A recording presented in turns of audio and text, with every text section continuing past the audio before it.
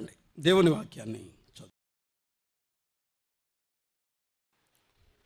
ఒక 3 వచన భాగాలు మనం చదువుదాం. ఒక 3 వచన భాగాలు మనం చదువుదాం. ప్రకటన గ్రంథం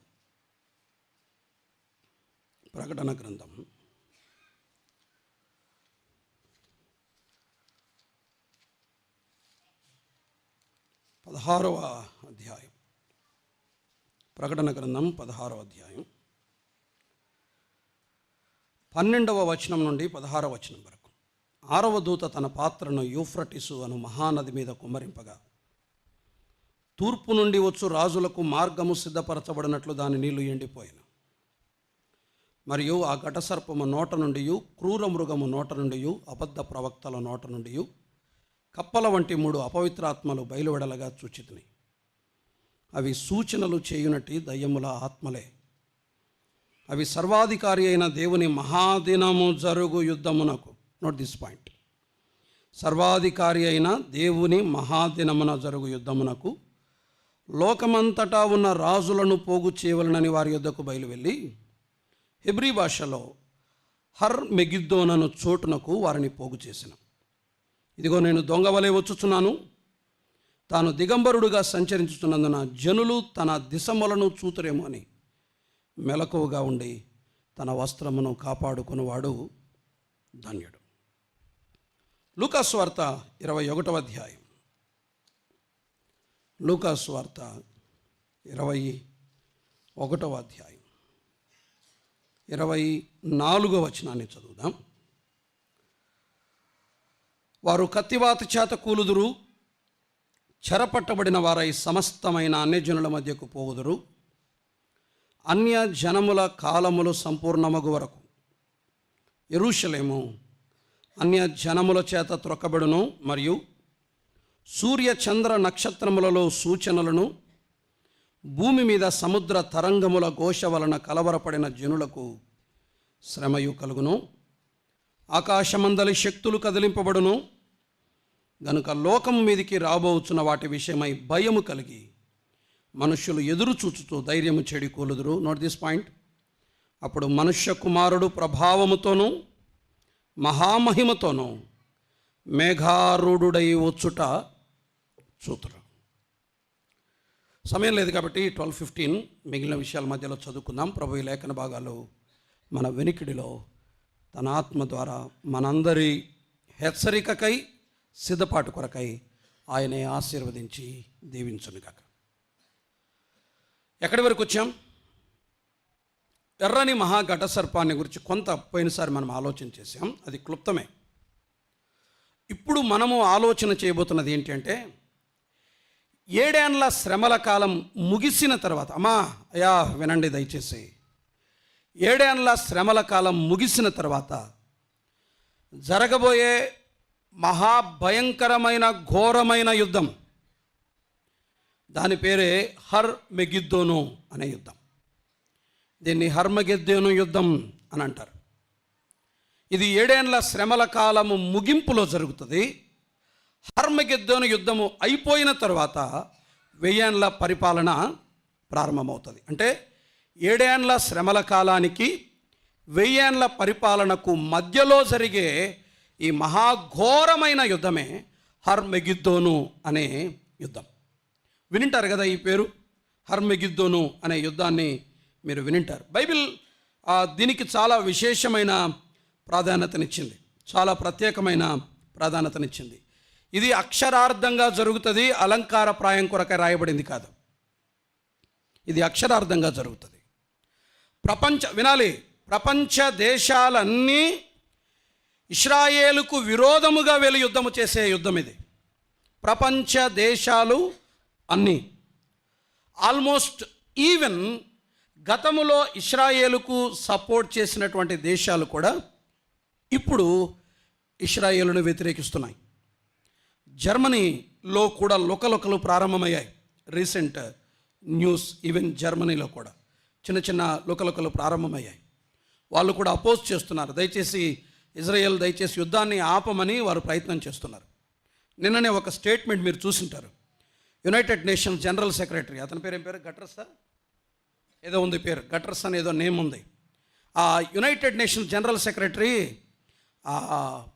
ఒక రిక్వెస్ట్ చేశాడు, అప్పీల్ చేశాడు ఇజ్రాయెల్కు, దయచేసి యుద్ధాన్ని ఆపమని. ఇజ్రాయెల్ ఏం చేసిందో తెలుసా? ఆ యునైటెడ్ నేషన్స్ జనరల్ సెక్రటరీని బ్యాన్ చేసింది. ఎక్కడికి రాకుండా? ఇజ్రాయెల్కు రాకుండా బ్యాన్ చేసింది. నువ్వేంది మాకు చెప్పేది? ఎవ్వరి మాట వినము. నిన్న స్టేట్మెంట్ జస్ట్ మూడు నిమిషాలు మాట్లాడాడు ఆ నెతన్యాహు. ఒక స్టేట్మెంట్ ఏంటంటే, మేము ఎవరి మాట వినట్లేదు, మేము ఎవరి మాట వినట్లేదు.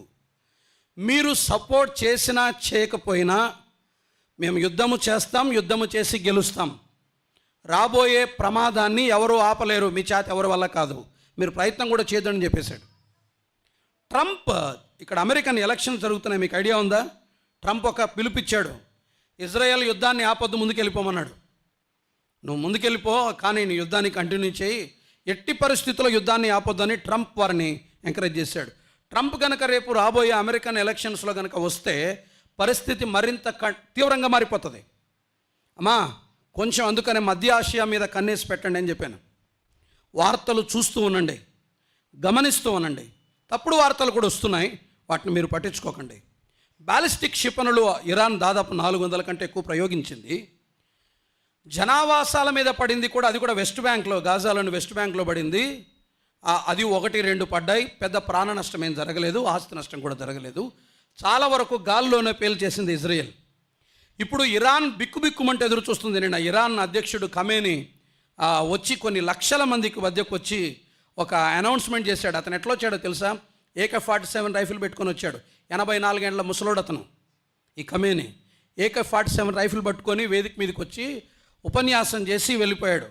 మేము వదిలిపెట్టాం, మాకున్న ఒకే ఒక శత్రువు ఇజ్రాయెల్ మాత్రమే, మేము దాన్ని భూమి మీద నుండి తుడిచిపెట్టేంత వరకు విడిచిపెట్టాం. ఎందుకు ఈ మాటలు చెప్పానంటే, హర్మగెద్దోను యుద్ధం యొక్క ప్రధాన లక్ష్యం ఏంటంటే ఇశ్రాయేలును పూర్తిగా భూమి మీద నుండి తుడిచిపెట్టడం. నిన్న ఖమేనీ ఇచ్చిన స్టేట్మెంట్, నిన్ననే ఖమేనీ ఇచ్చిన స్టేట్మెంట్ మీరు న్యూస్ చూస్తే, ఆ ఖమేనీ ఇచ్చిన స్టేట్మెంట్ అంటే, మాకున్నది ఒకే ఒక శత్రువు, అది ఇజ్రాయెల్ మాత్రమే, ఇజ్రాయెల్ని భూమి మీద నుండి తుడిచిపెట్టేంత వరకు విడిచిపెట్టమన్నారు. సపోర్టింగ్గా టర్కీ కూడా వచ్చింది నిన్ననే. టర్కీ కూడా తన సపోర్ట్ చాలా స్ట్రాంగ్గా తెలియచేసింది. వీళ్ళే ఉత్తర దేశపు రాజులు అని బైబిల్లో మనం మాట్లాడుకున్నాం కదా, వీళ్ళు కూడా మనకు తర్వాత కనపడతారు, ఎవరెవరు పాల్గొంటారో. మెల్లిమెల్లిగా యుద్ధ మేఘాలు కమ్ముకుంటున్నాయి, ఆకాశం ఎర్రగా మారుతుంది అని చదివారా మీరు బైబిల్లో? ఆకాశం ఎర్రగా మారుతుంది అని. మన ఇజ్రాయెల్ బాలిస్టిక్ క్షిపణులు ప్రయోగించినప్పుడు స్కై ఫోటో తీశారు, రెడ్డిష్గా ఉంది స్కై. లెబనాన్ మీద, బీరూట్ మీద ఇజ్రాయెల్ దాడి చేసినప్పుడు వీడియోస్ ఉన్నాయి, మీరు కావలిస్తే చూడండి. ఆకాశం చాలా ఎర్రగా మారింది. ఎర్రగా మారింది అంటే అర్థం ఏంటంటే, అంత భయంకరమైన తీవ్రమైనటువంటి మిసైల్స్, రాకెట్స్ దేశాలు ఒకదాని మీద ఒకటి ప్రయోగిస్తాయి. ఎరుపు అన్నది అగ్నికి సూచన. మంట లేకపోతే అగ్నిజ్వాలలు నేల మీద కాదు, ఆకాశంలో చూస్తాం. ఆకాశంలో అగ్నిజ్వాలని చూస్తాం. ఇప్పుడే చూస్తున్నాం, రైట్ నౌ, ఇప్పుడే ఈ దినాల్లోనే చూస్తున్నాం. నేనే చూశాను. ఇంత రెడ్డిష్ అయింది ఏంది స్కై, ఇంత ఎర్రగా మారిపోయింది ఏంటి? ప్రియులరా, తమాషా అనుకుంటున్నారు చాలామంది. వీళ్ళేదో పనిలేక పొదుపోక బెదిరిట్లా మిమ్మల్ని. ఇది నిజం, జరగబోయే తప్పనిసరి సంభవాలు. నిర్లక్ష్యం చేస్తే నష్టపోయేది మీరే. నేను అందుకనే మళ్ళీ చెప్తున్నా, నేను గట్టిగా నమ్ముతున్నా, ఈజ్ వెరీ నియర్. ప్రభు చాలా సమీపంగా ఉన్నాడు, అత్యంత దగ్గరగా ఉన్నాడు అన్న సంగతి మాత్రం గుర్తుంచుకోండి. ఖచ్చితంగా మనం సమయం చెప్పలేం, కానీ ప్రభు రాక మాత్రం అత్యంత సమీపంగా ఉంది.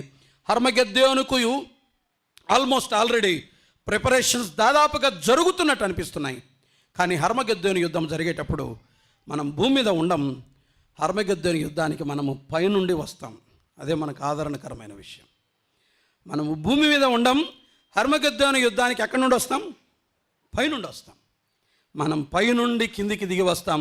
మన ప్రభువుతో పాటు దూతలతో, వేవేల పరిశుద్ధుల పరివారముతో పరలోకం నుండి మనం దిగి వస్తాం. మన ప్రభు యుద్ధము చేసేది మన కల్లారా చూస్తాం. గుర్తుంచుకోండి, అది ఒక మహాఘోరమైన యుద్ధం త్వరలో జరగబోతుంది. రైట్, ఈ హర్మగెద్దోను యుద్ధాన్ని గురించి క్లుప్తంగా వీలైతే టైం ఉంటే హర్మగెద్దోను యుద్ధంలో ప్రభు ఎలా భూమి మీదకి వస్తాడో, ఎవరెవరితో వస్తాడో దాన్ని కూడా మనం ఆలోచన చేసే ప్రయత్నం చేద్దాం. దయచేసి జాగ్రత్తగా వినండి. ఈ హర్మగెద్దోను యుద్ధాన్ని గురించి బైబిల్ కొన్ని చోట్ల ఒక్కొక్క రకంగా ప్రస్తావించింది. ముందుగా ఈ హర్మగెద్దోను యుద్ధం యొక్క పేర్లు, లేకపోతే బైబిల్ దీన్ని ఎలా ప్రస్తావించిందో ముందుగా మనం చూద్దాం. అంటే దాని సివియారిటీ మనకు తెలుస్తుంది. ఆ వచనాలు చదివినప్పుడు హర్మగెద్దోను యుద్ధం యొక్క సివియారిటీ తెలుస్తుంది. ఎప్పుడు జరుగుతుంది? ముందు అది క్లియర్గా పెట్టుకోండి. ఎప్పుడు జరుగుతుంది? 7 ఏళ్ల శ్రమల కాల ముగింపులో 1000 ఏళ్ల పరిపాలనకు మధ్యలో జరిగేదే హర్మగెద్దోను యుద్ధం అనేది గుర్తుంచుకోండి.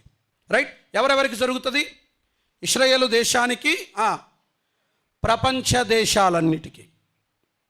ఈరోజు ఇజ్రాయెల్ని సపోర్ట్ చేస్తున్న వాళ్ళు కూడా రేపటి దినాన ఇజ్రాయెల్ని వ్యతిరేకిస్తారు. ప్రపంచ దేశాలన్నీ వ్యతిరేకంగా సమకూడతాయి క్రీస్తు విరోధి యొక్క నాయకత్వంలో. ఇదే హర్మగెద్దోను యుద్ధం. రైట్? దీనికి కొన్ని పేర్లు ఉన్నాయి బైబిల్లో. త్వరగా మనం చూద్దాం. చూడండి, యెషయా గ్రంథం 34వ అధ్యాయం 8వ వచనం. ఎక్కువ వచనాలు చెప్తాను, కొంచెం ఒకరి తర్వాత ఒకరైనా స్పీడ్గా చదవడానికి ప్రయత్నం చేయండి. 34:8 యెషయా గ్రంథం 34:8 చదువుతారా? అది ఏ దినం? అది యెహోవా ప్రతిదండన చేసే దినం. హర్మగెద్దోను యుద్ధాన్ని బైబిల్ ఏమంటదంటే అది దేవుడు ప్రతిదండన చేసే దినం. చెప్పాలంటే ప్రతీకారము తీర్చుకునే దినం. ఇశ్రాయేలు ప్రజలను ఎవరెవరైతే బాధకు, హింసకు గురి చేశారో వారి మీద దేవుడు ప్రతీకారము తీసుకునే రోజే హర్మగెద్దోను యుద్ధం. రైట్? ఇంకేమన్నారు చూడండి, మరొక వచనం చదువుదాం. యెషయా గ్రంథం 63వ అధ్యాయం 2వ వచనం కూడా చూస్తారా? యెషయా గ్రంథం 63:2.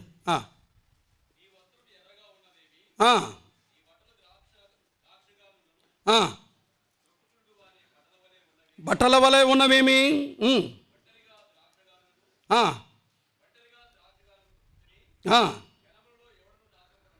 ఉండలేదు, నేను ఒంటరిగా ద్రాక్షగానుగను తొక్కి తిని అన్నాడు. ఇది అర్థం కాలేదు కదా?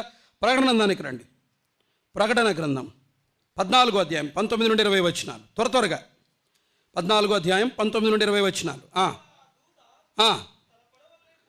భూమి మీద వేసి భూమి మీదనున్న ద్రాక్ష పండ్లను కోసి దేవుని కోపమును ద్రాక్షల పెద్ద తొట్టిలో వేసెను. ఆ ద్రాక్షల తొట్టి ఎక్కడ?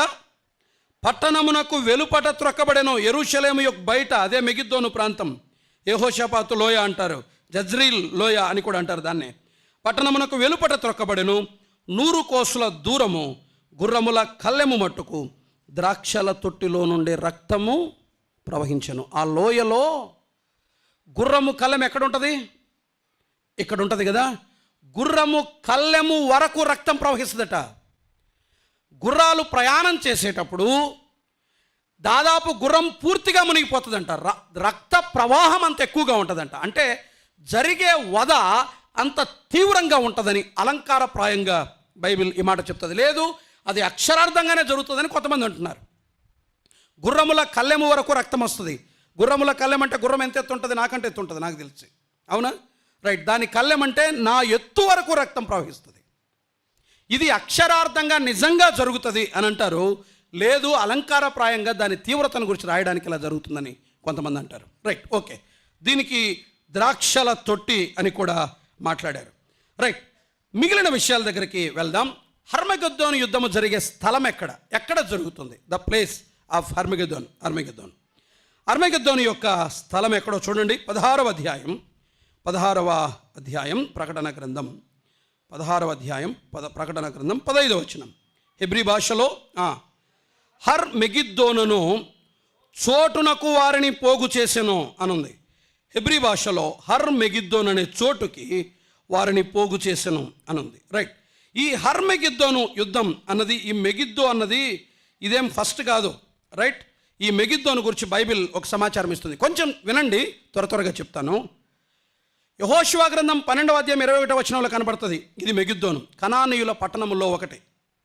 ప్లేస్ ఆఫ్ ట్రూప్స్ అంటారు. మెగిద్దో అంటే అర్థం ఏంటంటే ప్లేస్ ఆఫ్ ట్రూప్స్. సమూహాలు, సైన్య సమూహాలు సమకూడే స్థలాన్ని మెగిద్దో అని అంటారు. రైట్, ఈ మెగిద్దోలో గతంలోనే యుద్ధాలు జరిగాయి. హలో, వినాలి. కొత్తగా రేపొద్దున జరిగేది కొత్త యుద్ధమేం కాదు. మెగిద్దో అనే ఈ ప్రదేశంలో గతంలోనే యుద్ధాలు జరిగాయి. ఎక్కడ జరిగాయి? న్యాయాధిపతుల గ్రంథం 1:27లో జరిగింది, రైట్. ఆ తర్వాత రాజులు మొదటి గ్రంథం 4వ అధ్యాయం 12వ వచనంలో సొలొమోను సమయంలో కూడా దీని ప్రస్తావన ఉంది. న్యాయాధిపతుల గ్రంథంలో బారాకు యుద్ధము చేశాడు, న్యాయాధిపతుల గ్రంథంలో గిద్యోను యుద్ధము చేశాడు. ఆ తరువాత 610 BC కాలంలో ఫరో నెకో, రెండవ ఫరో నెకో అనేవాడు యోషియా రాజు మీదకి దండెత్తి వస్తాడు. దినవృత్తాంతాలు 2వ గ్రంథం 35వ అధ్యాయం. ఈ యోషియా రాజు చనిపోయింది కూడా ఈ మెగిద్దో అనే ప్రదేశంలోనే. ఇదే మెగిద్దో అనే ప్రదేశమే రేపటి దినాన ఇశ్రాయేలుతో పాటు యుద్ధము చేయటానికి మిగిలిన దేశాలు సమకూడతాయే ఇదే స్థలంలోనే జరుగుతాయి, రైట్. దీనికి 3 పేర్లు ప్రస్తావించబడ్డాయి. ఈ మెగిద్దో అనే స్థలానికి 3 పేర్లు ప్రస్తావించబడ్డాయి. వినండి, జాగ్రత్తగా వినండి, దీని విస్తీర్ణం చెప్తాను, కొంచెం జాగ్రత్తగా వినండి. ఈ మెగిద్దో అనే మైదానం ఒకే చోట ఉండదట. ఇజ్రాయెల్లో వివిధ ప్రదేశాల అంతటా వ్యాపించి ఉంటుందట. ఈ మెగిద్దో అనేది ఒకే ప్లేస్ కాదు, ఇజ్రాయెల్లో వివిధ ప్రదేశాల్లో అంతటా వ్యాపించి ఉంటుందంట. అంటే భూమి మొత్తం రక్తసిక్తం అవుతుంది. ఇది ఒకే క్షణములో లేకపోతే జరిగే యుద్ధం కాదు అంటాడు ఒక ఆయన. సరే, దీని విస్తీర్ణం చెప్తాడు. 20,000 చదరపు మైళ్ళలో విస్తరించి ఉంటుందట. 20,000 చదరపు మైళ్ళల్లో ఈ మెగిద్దో అనే ప్రాంతం విస్తరించి ఉంటుందంట. ఇది ఎక్కడి నుండి? ఉత్తరాన మెగిద్దో నుండి దక్షిణాన బోజ్రా వరకు, యోర్దాను దగ్గర ఉంటుంది. బోజ్రా అంటే యోర్దానుకు తూర్పున ఉన్న నగరం బోజ్రా వరకు. ఇక్కడి నుండి ఇక్కడి వరకు మొత్తం అంటే 200 మైళ్ళు. తూర్పు నుండి పడమర వరకు 100 మైళ్ళు. ఉత్తరము నుండి దక్షిణమునకు 200 మైళ్ళు. తూర్పు నుండి పడమర వరకు 100 మైళ్ళు. మీకు జస్ట్ ఇన్ఫర్మేషన్ కోసమే ఆ మాత్రం చెప్తున్నాను, రైట్. ఈ మెగిద్దో అనబడే స్థలం 3 పేర్లుగా ప్రస్తావించబడింది. ఒకటి, దీన్నే యెహోషాపాతు లోయ అని అన్నారు. ఇప్పుడు ఐడియా వచ్చిందా? యెహోషాపాతు లోయ అన్నారు. ఎక్కడుంది ఇది? ఎక్కడుంది? జకరియా గ్రంథం 14వ అధ్యాయంలో యెహోషాపాతు లోయ ఉంది. యోవేలు గ్రంథం 3వ అధ్యాయం 2-12 వచనాల్లో కూడా ఉంది. దీన్నే యెహోషాపాతు లోయ అంటారు. మెగిద్దో అనే ఈ ప్రదేశాన్ని యెహోషాపాతు లోయ అని కూడా అంటారు. మీకు ఇంకా అర్థమయ్యేటట్టు చెప్తాను. కొంచెం నా వైపు చూస్తారా? రైట్, నా వైపు చూడండి. యెరూషలేమునకు తూర్పు దిక్కున ఒలీవ పర్వతం ఉంటుంది. ఇక్కడ యెరూషలేము తూర్పు ద్వారం ఉంటుంది, ఇటువైపు ఒలీవ పర్వతం ఉంటుంది. ఈ ఒలీవ పర్వతానికి కొండ మీద కట్టబడిన యెరూషలేమునకు మధ్యలో ఒక లోయ ఉంటుంది చూడండి, ఆ లోయ. దాన్నే మెగిద్దో మైదానం అని కూడా అంటారు. దాన్నే జజ్రిల్ లోయ అని అన్నారు, రైట్. దీన్ని యెహోషాపాతు లోయ అని కూడా అన్నారు. బైబిల్లో కేవలం 2 సార్లు మాత్రమే ప్రస్తావించబడింది యెహోషాపాతు లోయ. గుర్తుపెట్టుకోండి, జకరియా గ్రంథం 14వ అధ్యాయం, యోవేలు గ్రంథం 3వ అధ్యాయం. ఇది ఎక్కడ అంటే యేసుక్రీస్తు ప్రభు, ఇంకా మీకు అర్థమయ్యేటట్టు చెప్తాను, గెత్సెమనేకి ప్రార్థన చేయడానికి వెళ్ళే ముందు ఆయన కిద్రోను వాగును దాటి వెళ్ళాను. ఆ కిద్రోను వాగుందే అదే, రైట్. సో ఈ ప్రాంతమే మెగిద్దోను ప్రాంతం. అది ఒకటి. దీనికి ఇది ఎక్కడి వరకు ఉంటుంది? యెషయా గ్రంథం చూడండి 34వ అధ్యాయం. యెషయా గ్రంథం 34వ అధ్యాయం. హర్మగెద్దోను యుద్ధము జరిగే స్థలాన్ని గురించి కొంచెం ఇన్ఫర్మేషన్, ఇది ఇన్ఫర్మేటివ్గా ఉంటుంది, కొంచెం జాగ్రత్తగా మనసు పెట్టి వినండి. యెషయా గ్రంథం 34వ అధ్యాయం 1వ వచనం నుండి 5వ వచనం వరకు చదువుతారా?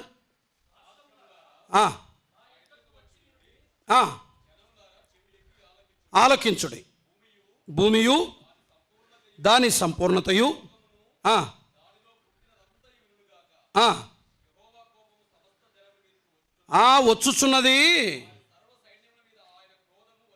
వచ్చుచున్నది అప్పగించెను, బయట వేయబడెదరు, వారి శవములు కంపు కొట్టును, వారి ఇది అర్మగెద్దోను యుద్ధం ఎంత భయంకరంగా ఉంటుందో ఇక్కడ వివరించబడింది, రైట్. ఆకాశ సైన్యం అంతయు క్షీణించును,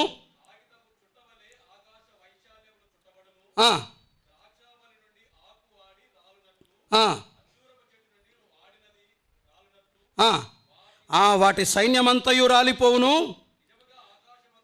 ఆకాశమందు నా ఖడ్గము మత్తిల్లును ఆ ఎదోము మీద తీర్పు తీర్చుటకు అని అన్నాడు. కింద రండి. ఏలయనగా బొస్రాలో యెహోవా బలి జరిగించును అని అన్నాడు. దీన్నే బొస్రా అన్నారు, ఎదోము అని అన్నారు. ఈ బొస్రా లేకపోతే ఎదోము అనేది యోర్దాను నదికి తూర్పున ఉన్న నగరం. మీరు కావాల్సిన ఇంటికి వెళ్ళి చెక్ చేసుకోండి. బొజ్రా లేకపోతే ఎదోము అన్నది యోర్దాను నదికి తూర్పున ఉన్నటువంటి నగరం. దీన్ని రాక్ సిటీ అని కూడా అంటారు. రాక్ సిటీ పెట్రా ఐడియా ఉందా? రాక్ సిటీ పెట్రా ఇప్పుడు సెర్చ్ చేయండి, మీకు దొరుకుతుంది. రాక్ సిటీ పెట్రా సమీపంలో ఉంది అంటారు. అనగా ఒలీవా కొండ దిగిన తరువాత క్రీస్తు తన సైన్యాన్ని ఎదోముకు నడిపిస్తాడు. అక్కడ దాక్కున్న యూదులను రక్షిస్తాడు. వినాలి, కొంచెం జాగ్రత్తగా వినాలి. ఈ పెట్రా అనే ఈ సిటీకి ఎందుకు ప్రత్యేకత అంటే బాగా వినాలి. 7 ఏళ్ల శ్రమల కాలము తర్వాత మిగిలిన 3.5 సంవత్సరాల శ్రమల కాలంలో క్రీస్తు విరోధి ఇశ్రాయేలీలను శ్రమ పెట్టడం ప్రారంభించిన తర్వాత 1/3 ఇశ్రాయేలీలు ఈ పెట్రా అనే స్థలములో, ఈ రాక్ సిటీ పెట్రా అనే స్థలంలో తలదాచుకుంటారట. 3.5 ఏండ్లు క్రీస్తు విరోధి బారి నుండి తమను తాము కాపాడుకుంటారంట. భయముతో బిక్కుబిక్కుమంటున్నటువంటి ఇశ్రాయేలీలను హర్మగెద్దోను యుద్ధము జరిగే దినాన ప్రభు ఆ దాచిపెట్టుకున్న వారిని రక్షించటానికి అక్కడి వరకు వస్తాడు. సో యుద్ధం అంతవరకు జరుగుతుంది. ఎస్డ్రలోన్ అని అన్నారు, యెహోషాపాతులోయ అన్నారు, బొస్రా అన్నారు. ఈ మైదానములో, ఈ ప్రాంతములో జరిగేదే హర్మగెద్దోను యుద్ధం. ఇది ప్లేసెస్, రైట్. తూర్పున ఉన్న నగరం బొస్రా, యోర్దాను నదికి తూర్పున ఉంటుంది. తర్వాత యెహోషాపాతు లోయ, తర్వాత జజ్రీల్ లోయ, ఈ 3 ప్రాంతాలు మొత్తం కలిసి ఉన్న మైదానంలో హర్మగెద్దోను యుద్ధం జరుగుతుంది. ఓకేనా, రైట్. ఇది జస్ట్ అట్లా మనసులో పెట్టుకోండి. స్థలం కొరకు మాత్రమే దీన్ని నేను చెప్పాను, రైట్, గుర్తుంచుకోండి. మూడవది కదా, హర్మగెద్దోను బైబిల్లో ఎక్కడెక్కడ ప్రస్తావించబడింది విన్నాం. రెండవది హర్మగెద్దోను యొక్క స్థలం ఎక్కడ ఉంటుందో మనం విన్నాం. మూడవది ఏంటంటే ఎవరెవరు ఈ యుద్ధంలో పాల్గొంటారు. హర్మగెద్దోను యుద్ధములో పాల్గొనే వ్యక్తులు ఎవరెవరు? త్వరగా రండి, టైం పరిగెడుతుంది. నేను కూడా ఫాస్ట్గా వెళ్ళటానికి ట్రై చేస్తున్నాను. కొంతమంది నిదానంగా చెప్పమని అడిగారు. మొత్తం కొంచెం కవర్ చేయాల్సింది కాబట్టి నేను త్వరగా చెప్తున్నాను, రైట్. ఎవరెవరు ఈ హర్మగెద్దోను యుద్ధంలో పాల్గొంటారు? దానియేలు గ్రంథానికి రండి. దానియేలు గ్రంథం 11వ అధ్యాయం. దానియేలు గ్రంథం 11వ అధ్యాయం 37వ వచనం నుండి చదువుతారా? దానియేలు గ్రంథం 11వ అధ్యాయం 37వ వచనం నుండి. హెచ్చించుకొనును ఎవరు? క్రీస్తు విరోధి. అనగా మన ప్రభు అయిన యేసుక్రీస్తును. స్త్రీల కాంక్షిత దేవత.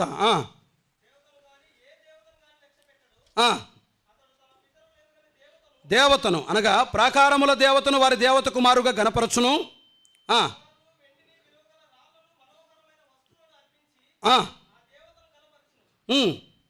మరియు ఈ క్రొత్త దేవతను ఆధారము చేసుకొని కోటలకు ప్రాకారములు కట్టించి నూతన విధముగా తన వారికి మహాఘనతను కలుగు చేయును. ఆ మాట పట్టుకోండి.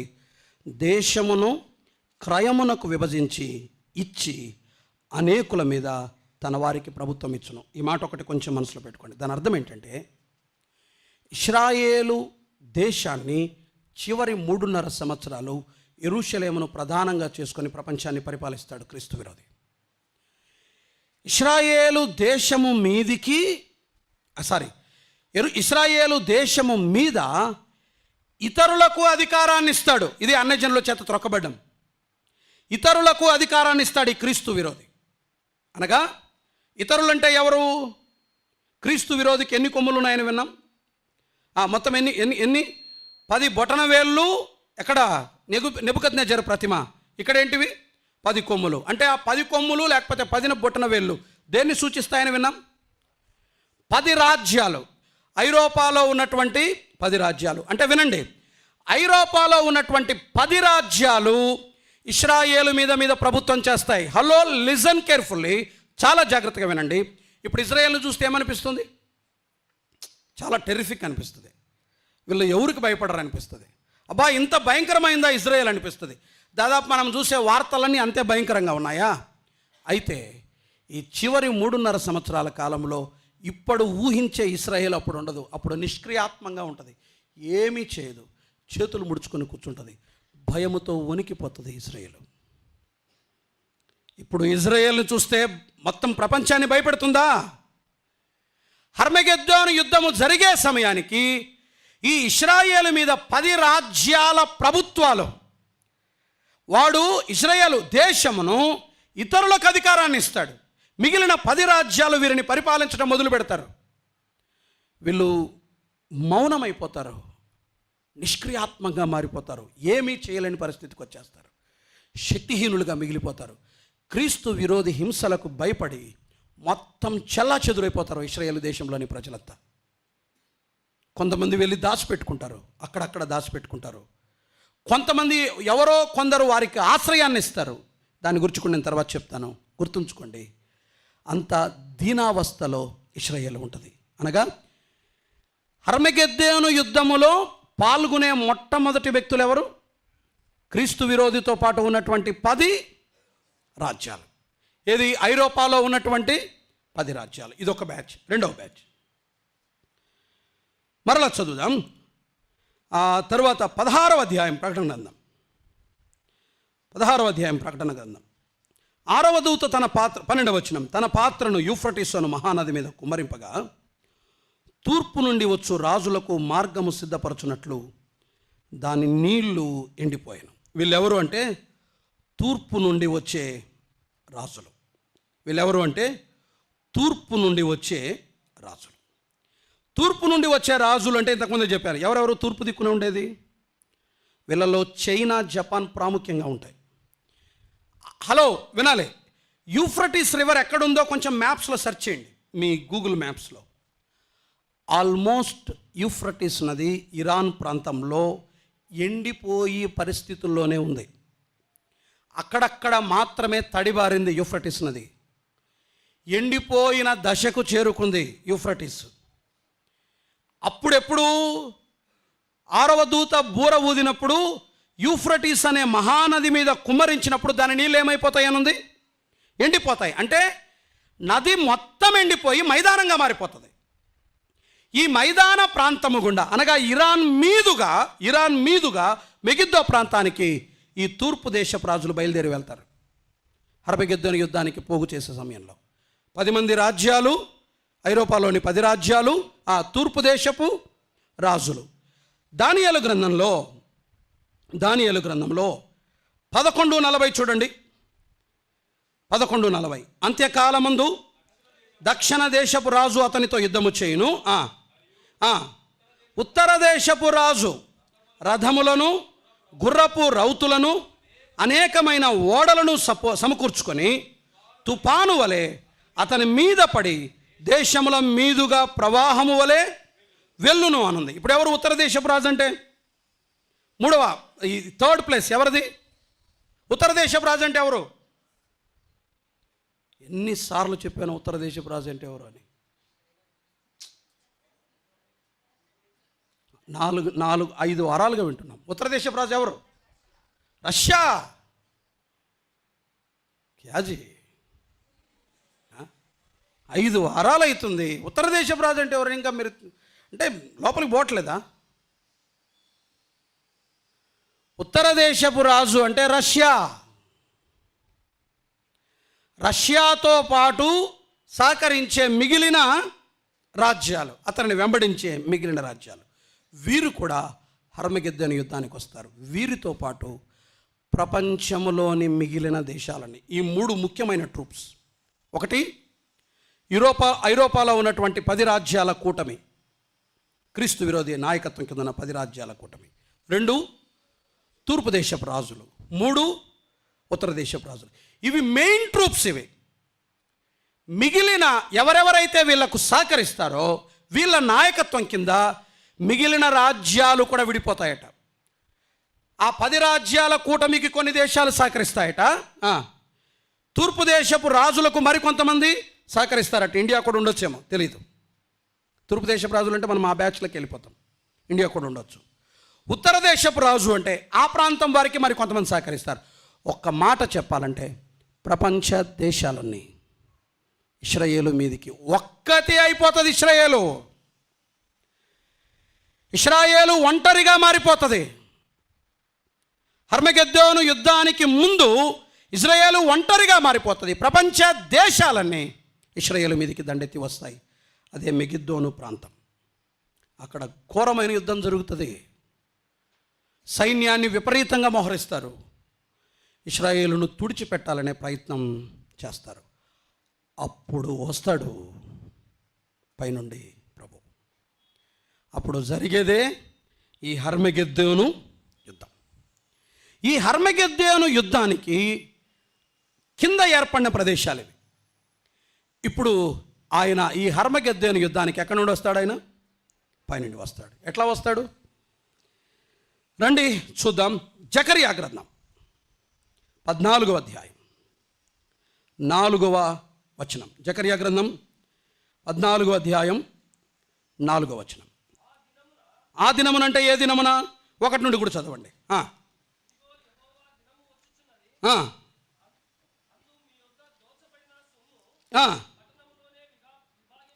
విభాగింపబడును. ఎలయనగా ఆ యెరూషలేము మీద యుద్ధము చేయుటకు నేను అన్యజనులను అందరినీ సమకూర్చబోచున్నామును. పట్టణము పట్టబడును, ఇండ్లు కొల్లపెట్టబడును, స్త్రీలు చెరుపబడుదురు, పట్టణములో సగము మంది చెరపట్టబడిపోవుదురు. అయితే శేషించు వారు నిర్మూలము కాకుండా పట్టణములో నిలుతురు. అప్పుడు యెహోవా బయలుదేరి తాను యుద్ధకాలమున యుద్ధము చేయు రీతిగా ఆ అన్యజనులతో యుద్ధము చేయును. ఆ దినమున యెరూషలేము ఎదుట తూర్పు తట్టునున్న ఒలీవ కొండ మీద ఆయన పాదములుంచగా ఒలీవ కొండ తూర్పు తట్టునకును పడమున తట్టునకును నడిమికి విడిపోయి సగము కొండ ఉత్తరపు తట్టుకు సగము కొండ దక్షిణపు తట్టుకును జరుగును గనుక విశాలమైన లోయ ఒకటి ఏర్పడును. కొండల మధ్య కనబడు లోయ ఆజీలు వరకు సాగగా ఆ కొండలోనికి పారిపోదురు. ఇది జరిగేది. ప్రభు ఎక్కడ కాలు పెడతాడు? ఒలీవల కొండ మీద. ఆయన మహామహిమతో ఇశ్రాయేలు దేశాన్ని నిర్మూలము చేయటానికి భూలోక రాజ్యాలన్నీ మెగిద్దోను ప్రాంతము దగ్గర వారు మోహరించి ఉండగా మేఘారూఢుడై ఆయన ఒలీవ కొండ మీద ప్రభు కాలు పెడతాడు. కాలు పెట్టినప్పుడు ఒలీవ కొండ 2గా చీలిపోతుంది. నాకు 20 ఏండ్ల వయసున్నప్పుడమ్మా, వినండమ్మా, వినండి. 20 ఏండ్ల వయసున్నప్పుడు రాజారావు గారు చెప్పినప్పుడు ఒక మాట విన్నాను. నా నోట్స్ ఇప్పటికీ ఉంది, అది అప్పుడు రాసుకున్న నోట్స్. ఒలీవ కొండ మీద ఎవరో ఒక స్టార్ హోటల్ కట్టడానికి ప్రయత్నాలు చేశారట. రాజారావు గారు, దైవజనులు జి రాజారావు గారు చెప్పిన మాట, అప్పుడు చెప్పిన మాట. ఆయన ప్రయత్నం చేస్తే కట్టబోతున్న వారికి ఇచ్చిన సలహా ఏంటంటే, దయచేసి ఒలీవ కొండ మీద మీరు ఎలాంటి హోటల్ నిర్మాణానికి ప్రయత్నం చేయొద్దండి. ఎందుకంటే అది భూకంపము జరిగే ప్రదేశం, భూకంపం వచ్చే అవకాశాలు ఎక్కువగా ఉన్నాయి. ఒకవేళ కడితే భవిష్యత్తులో భూకంపం సంభవించే అవకాశం ఉంది. అలాంటి ప్రయత్నాలు మీరు చేయొద్దని చెప్పారట. అప్పుడే అది 2గా విడిపోతుందంటే అర్థం ఏంటో తెలుసా? అక్కడ ఏం జరగబోతుంది? ప్రభు కాలు పెట్టినప్పుడు ఏం జరగబోతుంది? భూకంపము సంభవించబోతుంది. ఇప్పుడు ప్రస్తుతం కనిపిస్తున్నటువంటి ఒలీవ పర్వతం 2గా విడిపోతుంది. ఒక మహాలోయ ఏర్పడుతుంది. అక్కడ ఇశ్రాయేలీలు తలదాచుకుంటారు, తమ మీదికి దండెత్తి వచ్చిన వారి నుండి తమను తాము కాపాడుకోవటానికి. అప్పుడు ప్రభువు యుద్ధము చేస్తాడు. ఆయన ఒలీవల కొండ మీద కాలు పెడతాడు. ఎలా వస్తాడు? దయచేసి రండి, నాకు దాని మీద ఎక్కువ ఆసక్తి ఉంది. ప్రభువు వచ్చినప్పుడు ఆయన ఎలా రాబోతున్నాడో మనం త్వరగా ఆలోచించేద్దాం. దయచేసి రండి. అపోస్తుల కార్యముల గ్రంథం 1:11 త్వరగా చదవండి చాలు.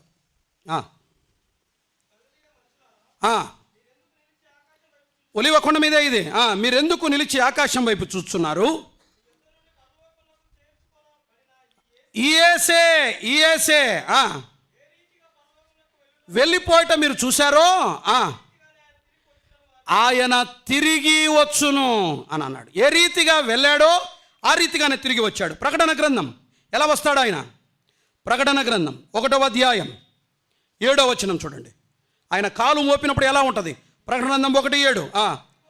ఆ మేఘారూఢుడై వచ్చుచున్నాడు, ఆ ప్రతి నేత్రము ఆయనను చూస్తుంది. ప్రపంచ దేశాలన్నీ చూస్తాయి. ఎలా చూస్తాయి సార్ అంటే, టీవీలున్నా, యూట్యూబ్లా, వీడియోస్లా. ఆయన ఒలీవ కొండ మీద కాలు పెట్టినప్పుడు ప్రతి నేత్రము, ప్రపంచ దేశాలన్నీ ఆయనను కల్లారా చూస్తాయి. కల్లారా చూస్తాయి. అక్షరార్థంగా తమ కళ్ళతోనే చూస్తారు ఆయన ఒలీవల కొండ మీద కాలు పెట్టినప్పుడు. ప్రతి నేత్రం ఆయనను చూచినప్పుడు ఎలా ఉంటారు? ఆయనను పొడిచిన వారంటే ఇశ్రాయేలీయులను చూచెదరు. క్షమించండి, రోమీయులు, అనగా రోమీయులు, ఆ ప్రజలు. తర్వాత ఏమనుంది? భూజనులందరూ ఆయనను చూచి రొమ్ము కొట్టుకుందరు. ఆయన మేఘారూఢుడై వస్తాడు. ఆయన మేఘారూఢుడై వస్తాడు. మరొక మాట మీరు చూడండి, ఆయన ఎలా వస్తాడు? యెహెజ్కేలు గ్రంథం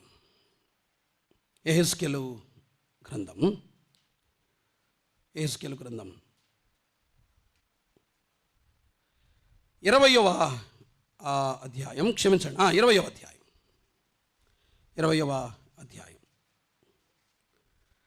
33 నుండి 38 వరకు. యెహెజ్కేలు గ్రంథం. నా రౌద్రమును కుమ్మరించుచు, ఒక్క మాట చాలకి. ఎలా వస్తాడు ఆయన? తన తీవ్రమైన ప్రచండమైన కోపముతో ఆయన కిందికి వస్తాడు. పిల్లరా, గొర్రెపిల్లగా సాధువుగా ఆయన రావట్లేదు. ఆయన ప్రచండమైన మహాకోపముతో, ఆయన రౌద్రముతో తిరిగి రాబోతున్నాడు. ఆయన తీవ్రమైన రౌద్రముతో ఆయన తిరిగి రాబోతున్నాడు. రైట్, బాగుంది కదా? ఆయన ఎలా వస్తాడో మనం ఆలోచన చేస్తున్నాం. అక్షరార్థంగా కల్లారా ప్రజలు ప్రభువు రావటాన్ని చూస్తారు. ఆయన వచ్చినప్పుడు ఎవరెవరు ఉంటారు ఆయనతో పాటు? ఇంట్రెస్టింగ్ కదా?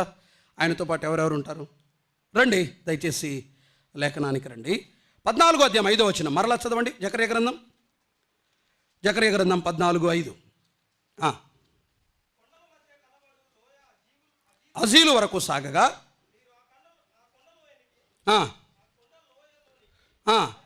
పారిపోదురు.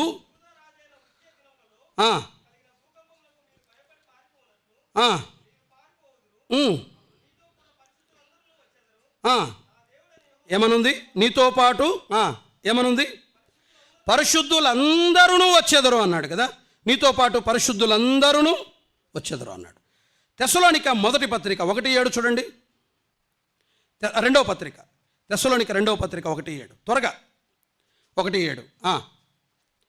ప్రభు అయిన యేసు ఎవరితో వస్తాడు? ఆ మాట పట్టుకోండి. ఎవరితో వస్తాడు? పరిశుద్ధులందరితో వస్తాడు. అంటే నీవు నేను ఉంటాం. తర్వాత ఎవరితో వస్తాడు? దూతలతో కూడా వస్తాడు. ఆయన ఎవరితో పాటు వస్తున్నాడు? ప్రభావమును కనుపరచు శక్తివంతమైన దూతలతో ఆయన తిరిగి రాబోతున్నాడు. తెస్సలోనిక మొదటి పత్రిక 3:13. తెస్సలోనిక మొదటి పత్రిక 3:13. ఎలా వస్తాడు? తన పరిశుద్ధులు అంటే ఎవరు? మనమే, సంఘం. తన పరిశుద్ధులు అనగా సంఘం. ప్రభావము కనపరిచే దూతలు ఉంటారు, పరిశుద్ధులందరూ ఉంటారు. వేవేల మంది, లెక్కించటానికి వీలు లేనంత మంది స్వర్గపు సైన్యాలు ఆయనను వెంబడిస్తాయంటాడు. ప్రకటన గ్రంథం 19వ అధ్యాయం చూడండి. ప్రకటన గ్రంథం 19వ అధ్యాయం త్వరగా. ప్రకటన గ్రంథం 19వ అధ్యాయం 11వ వచనం. 19:11. తెల్లని గుర్రం ఒకటి కనబడెను, సత్యవంతుడైన నామము గలవాడు, ఆయన నీతిని బట్టి విమర్శ చేయించు యుద్ధము జరిగించుచున్నాడు. అగ్ని జ్వాల వంటివి. 14 చదవండి, లేకపోతే 14 నేరుగా చదవండి. పరలోకమందున్న సేనలు శుభ్రమైన తెల్లని నారబట్టలు ధరించుకొని తెల్లని గుర్రములెక్కి ఆయనను వెంబడించుచుండిరి. ఎవరు వీరు? పరలోకపు సేనలు. పరలోకపు సేనలుంటాయి, పరిశుద్ధులుంటారు, ప్రభావము కనపరచే దూతలుంటారు. వీళ్ళందరితో పాటుగా ఆయన ఒలీవల కొండ మీద కాలు మోపబోతున్నాడు. ఇది కింద ప్రపంచ దేశాలన్నీ మెగిద్దోను దగ్గర ఇశ్రాయేలును నాశనం చేయడానికి వస్తాయి. పైనుండి ప్రభు ప్రభావముతో మహామహిమతో ఆయన ఒలివల కొండ మీద కాలు పెడతాడు. ఆయనతో పాటు మనమందరం వస్తాం. మా నాన్న వస్తాడు, మన స్థానిక సంఘ పెద్దలు వస్తారు, ప్రభు దగ్గరికి వెళ్ళిపోయి నిద్రించిన పరిశుద్ధులందరూ వస్తారు. వారందరితో పాటు మనమందరం తిరిగి, ఒకవేళ మనం అప్పటికి చనిపోతే, లేకపోతే మనం ఎత్తబడినామంటే మనకు మరణం అనే టేస్టే తెలియదు. మరణం అనేది ఎట్లుంటుందో మనకు తెలియదు అని అర్థం అనమాట. ఎప్పుడు ఒకవేళ ఈ మధ్యాహ్నానికో రాత్రికో ప్రభు వస్తే మీరు భోంచేస్తూ ఉంటూ ఒక ముద్ద లోపల పెట్టుకోబోయేలోగా రావచ్చు, ముద్ద కూడా లోపలికి పోకపోవచ్చు, లేకపోతే ఈ రాత్రి మీరు పడుకున్నప్పుడు నిద్రలోనే వెళ్ళిపోవచ్చు, ఏదైనా జరగచ్చు. ఒకవేళ మరణాన్ని అనుభవిస్తే వేరే, వచ్చినప్పుడు మన దేహాలు మార్చబడి మహిమాన దేహాలను ధరించుకొని ఎత్తబడతాం. మొత్తానికి మహిమా శరీరాలతో ఆయనతో పాటు కిందికి దిగి వస్తాం. ప్రభావాన్ని కనపరిచే దూతలు కూడా మనతో పాటు ఉంటాడు. పరలోకపు సేనలు ఆయనతో పాటు కిందికి దిగి వస్తారు. వారితో పాటు ఆయన ఒలీవల కొండ మీద కాలు మోపుతాడు. యుద్ధం ఎలా జరుగుతుంది? అబ్బా, ప్రభు కత్తి తీస్తాడు, వధ చేస్తాడు, చిత్రవధ చేస్తాడు అనుకుంటున్నారు కదా. చూడండి ఒక్క మాట, ఆయన ఎలాగూ యుద్ధాన్ని జరిగిస్తాడో ఒక వచనాన్ని చదువుకుందాం. మనమందరం అనుకుంటున్నట్లు ఆ అర్మగెద్దోను యుద్ధ వ్యతిరేకంగా, ప్రభువుకు వ్యతిరేకంగా వారు కూడుకున్నప్పుడు ఏమవుతుందో చూడండి. 19వ అధ్యాయం 19వ వచనం, ప్రకటన గ్రంథం 19:19.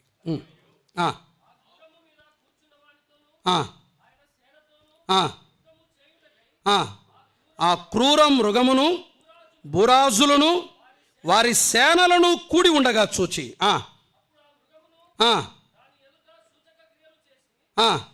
దాని ముద్రను వేయించుకొనిన వారిని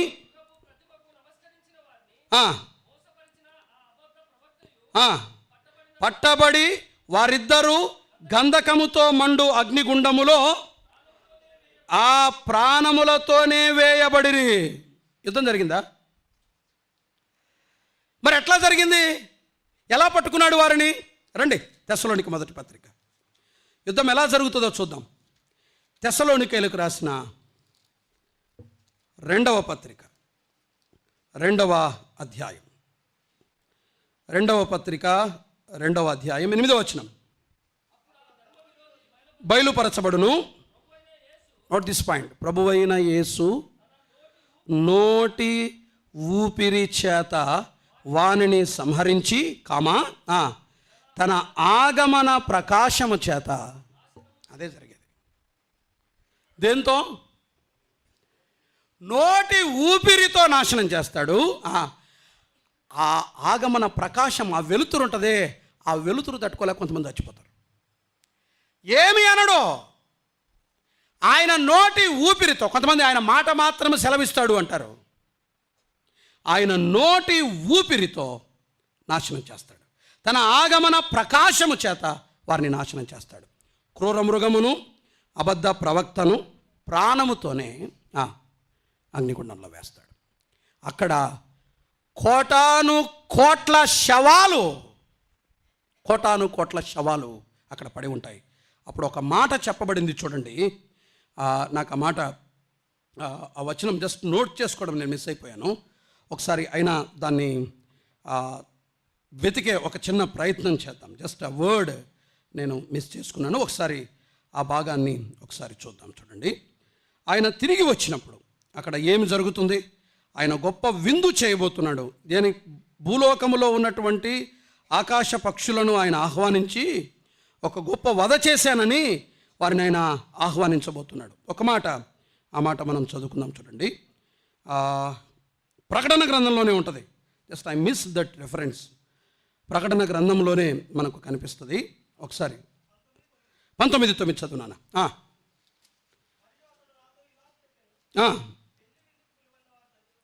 ధన్యులని వ్రాయము.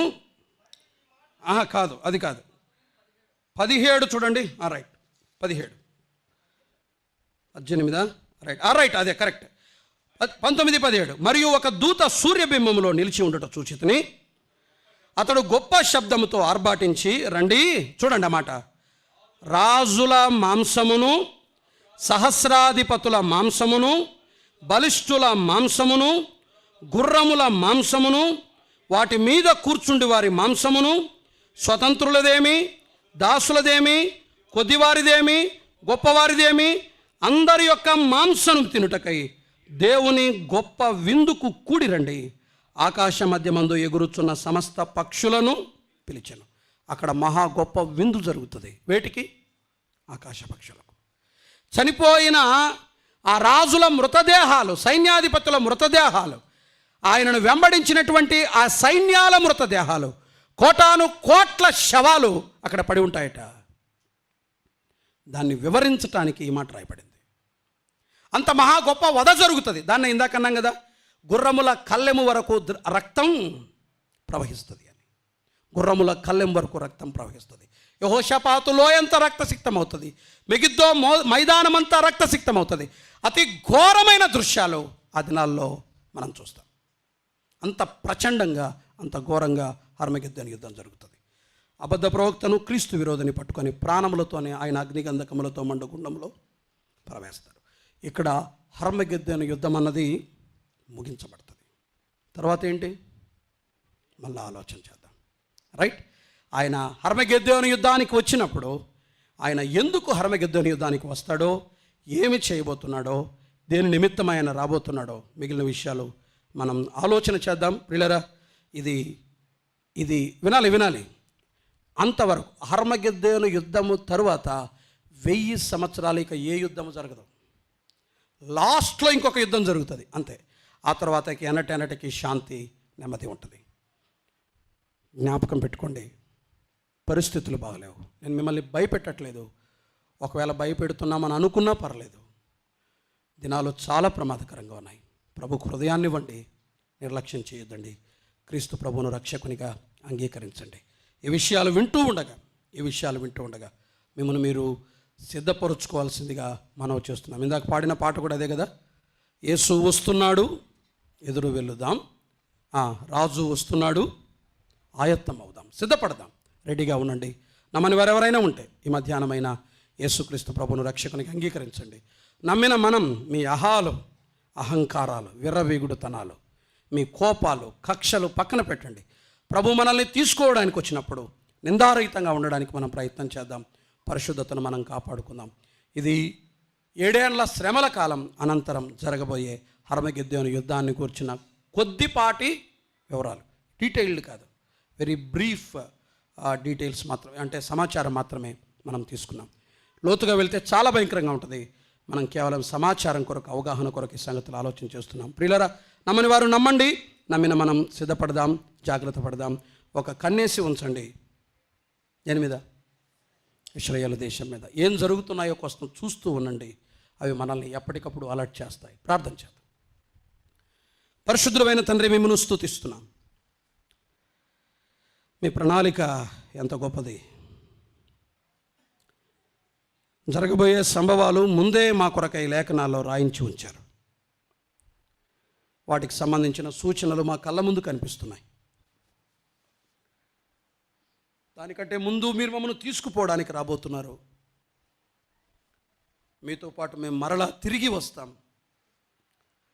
ఆ దినం ఎంత శ్రేష్టమైన దినం. మీ ప్రభావాన్ని, మీ మహిమను మా కల్లారా చూస్తాం. మీతో పాటు 1000 సంవత్సరాలు మేము ఇక్కడ పరిపాలన చేయబోతున్నాం. ఆ దినం కొరకు ఆశతో ఎదురు చూస్తున్నాం. ఈ స్థలంలో నమ్మని వారు చాలామంది ఉన్నారు. వారు విడువబడితే వారు అగ్నిగంధకములతో మండుగుండములో పాలు పొందుతారు.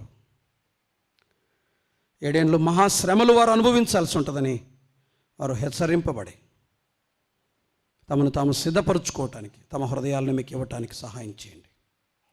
నమ్మిన మమ్మల్ని మేము ఆయత్తపరచుకోవటానికి కృప చూపండి. ఈ మాటలు మా హృదయాల్లో గుర్తుంచుకొని పరిస్థితులను బట్టి నడుచుకోవటానికి తగిన జ్ఞానాన్ని మాకు అనుగ్రహించమని, చెదరు వెళ్తుండగా ఈ మధ్యాహ్న కాలపు దీవెన ఆశీర్వాదాలతో మమ్మల్ని దీవించి పంపమని ప్రభువును ప్రాణరక్షకుడైన యేసుక్రీస్తు అమూల్యమైన నామమున వినయ మనసుతో స్తుతులు చెల్లించి ప్రార్థన చేసి బయలుదేరి వెళ్తున్నాం మా పరమ తండ్రి. ఆమెన్. అందరికీ వందనాలు.